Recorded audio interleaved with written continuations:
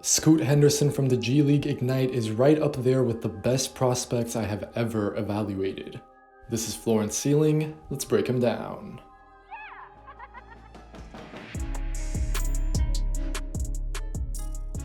Scoot Henderson projects as one of those generational athletes.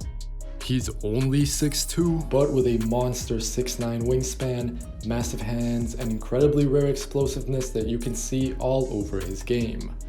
So let's dive into that right away. I've never evaluated someone with Scoot's ability to almost contort and manipulate his body into open spaces, and I doubt many defenders will be able to contain him once he has NBA spacing. Then he just has an incredibly unique form of body control.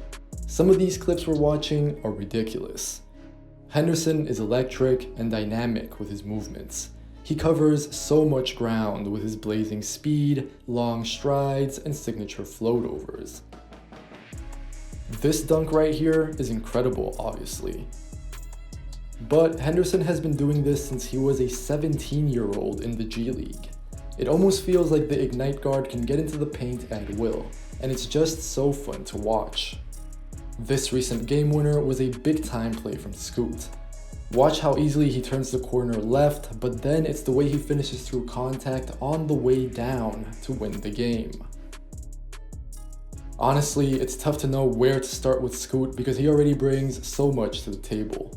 Keep in mind, he just turned 19 at the start of February, and he's been filling up the stat sheet in the G League since he was 17, like I alluded to. Henderson averaged about 15 points a game last season, and he's up to 19 a night on better efficiency this year. Right now, the Georgia-born point guard absolutely loves the mid-range. It's where he's most comfortable, and for the most part, this elbow or high post area is Scoot's preferred spot. He's almost Chris Paul-esque from here. It's super impressive how Henderson can get into this shot pretty much whenever. Again, he's younger than a lot of college freshmen, and he's self-creating almost all of these looks. Everything I just brought up also applies to when he pulls up from the baseline. It's nice that he has this versatility. He is a little too reliant on these mid-range jumpers, and I expect Henderson's shot diet to change in the league. But then again, he's made about 42% of these shots this season. Scoot has touch, balance, and most crucially, the ability to stop on a dime and get into his shots with a really high release point. Sure, Henderson is quote-unquote only 6'2", but I feel like he's probably slightly taller than that, and his insanely long arms make up for the rest. Once Scoot has the ball over his head, blocking him is pretty much impossible. The only defender I've really seen constantly alter or block his pull-up is Victor Wembanyama when this year's top 2 prospects met for a couple of exhibition games in Vegas.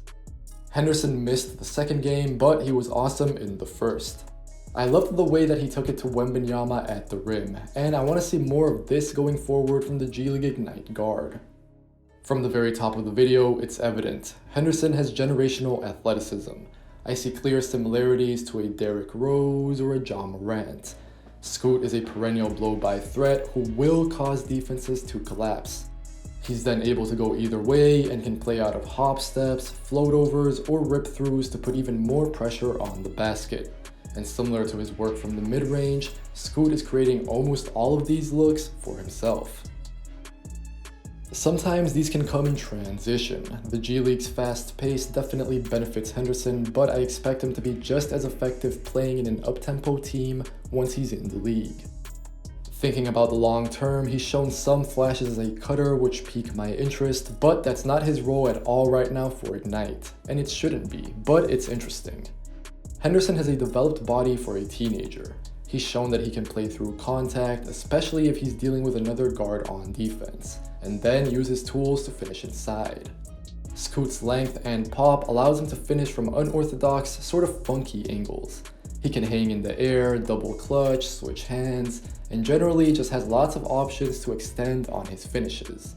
That said, Henderson's numbers at the basket are not that great right now. He's converting on 62% of his shots in the restricted area, which is not necessarily bad, but it should be better. Another thing is that the volume is relatively low, although I think that's partly on Henderson's shot choice and partly on the context around him. The Ignite roster's production can be very on and off, understandably so given that their main players are there for development and not results, but the spacing is not always ideal. There's just a ton of attention on Henderson whenever he has the ball, including when he drives, so defenses can pack the paint and really make his life hard. Scoot can get paint touches whenever, but he can still stand to operate more under control at times. Henderson can make some weird, wild shots under pressure, but he really takes some adventures into the paint sometimes. This is not unusual for ultra-dynamic guards early in their careers, and like we'll get into, Scoot can 100% make great reads. For now, I'm not concerned at all. Going forward, I'd love to see Scoot develop a more extensive in-between game. Having a consistent floater or runner would allow Henderson to save energy and also really keep defenders guessing about what he's going to do once he gets into the paint. So not only would he have another tool to mix in terms of scoring, but I actually think that this would wind up benefiting Scoot's finishing.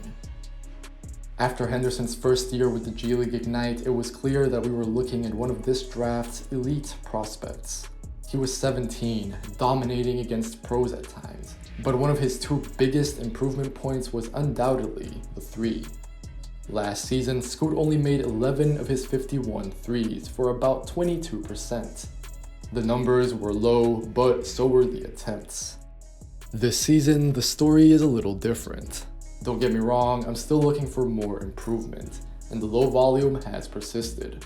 So far, he's taken just 42 threes, but he's already made 15, more than the entire last season. This is still something I'm going to monitor. Henderson's percentage started strong and has dipped over the course of the season, but beyond that, I do buy the indicators. The first is Henderson's mid-range shooting, which we've looked at in depth before, the diversity, the touch, and obviously the makes. Then he's also a solid enough free throw shooter. He's not great in the mid to high 70s, but that's enough to give me hope. And finally, this is more of an eye test thing, but having watched Henderson live and then gone back over his tape, Scoot just seems much more at ease launching threes now. For instance, he has no problem just pulling up and draining the tray on the break. So sure, Henderson is a magnificent scorer, and I think that's led to his playmaking being slightly overlooked actually. Because for me, Scoot is one of the best, if not the best, passers in the 2023 draft.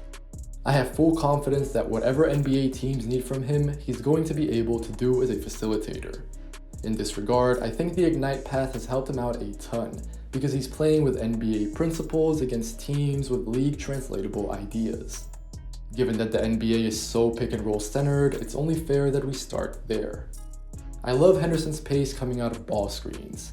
He's poised, creative, and always stays calm under pressure. He doesn't get the assist here, for instance, but he creates the eventual three-pointer by keeping his composure when the blitz arrives. For me, it's the way that Scoot can collapse the defense, and then wait until the very last second to come up with some creative deliveries to his bigs. Something I'm itching to see more of is Scoot with a big that can really play above the rim. He hasn't had that since F.A. Abugidi's injury earlier this season, so it's been more of an effective two-man game with Eric Mika. But I think Scoot's passing is perfectly suited to throwing lobs and whatnot. Even situations like this, where Scoot can push and then find the rim running big, haven't been that common as the season has advanced. But there's no doubt that Henderson is the type of guard who can get his team from one end to the other in a matter of seconds.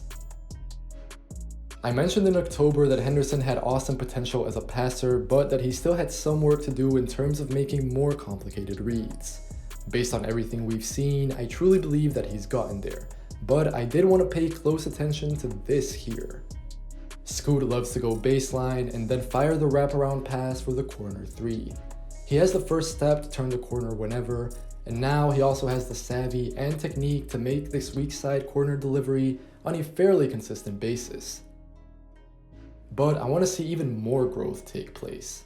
I expect this to happen because Scoot keeps getting better and better, but it's true that maybe he needs more counters still. The Oklahoma City Blue, for example, did a great job at taking away one of Henderson's favorite passes by bringing quicker help and cutting off his angle on this drive. In the future, I'd love to see him adjust to this coverage on the fly. But then again, he is just 19.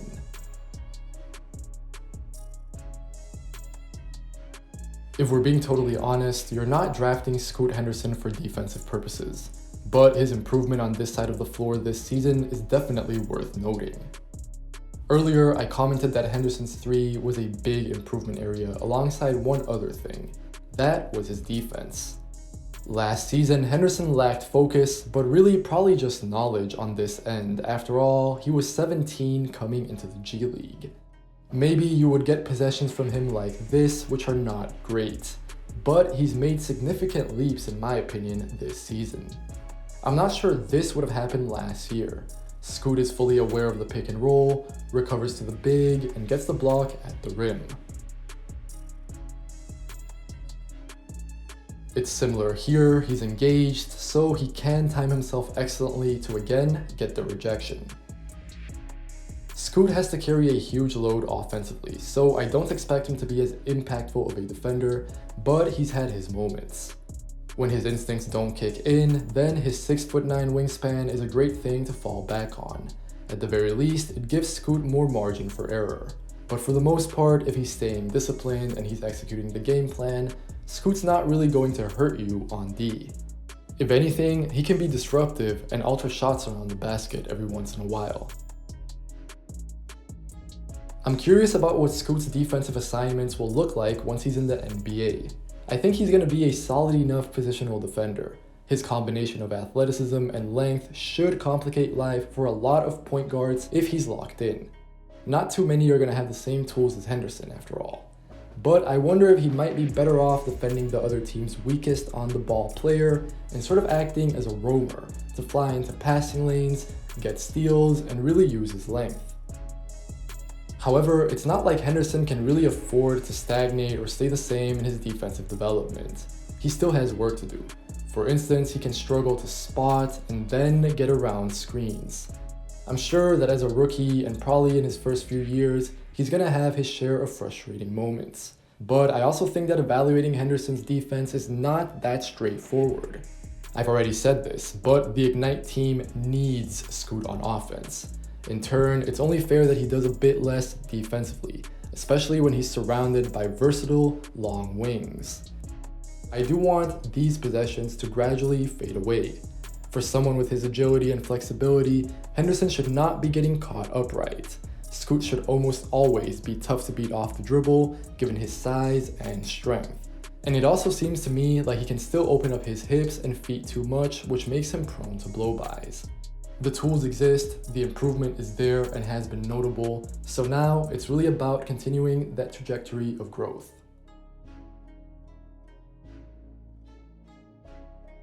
What I really think this boils down to is that in any other draft, Scoot would be the no-brainer #1 pick. And this year we're dealing with another generational talent in Victor Wembanyama, but after that, Scoot is for me no-brainer the #2 pick. I've watched him in person multiple times in multiple different settings. He's just so good. I've never really evaluated a prospect his age who is so good at being a floor general right now.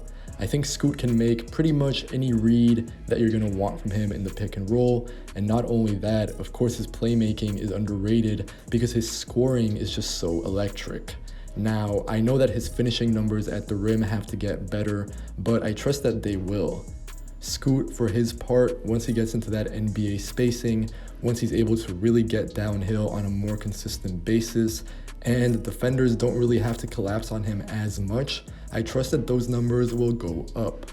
So really, whichever team gets the #2 pick, they really should not think of it as, oh, I didn't get the #1 pick, but rather they're getting a fantastic franchise-altering talent, in my opinion, in Scoot Henderson. Somebody who can be a perennial all-star, one of the best scorers in the league, and also one of the very best point guards in the NBA.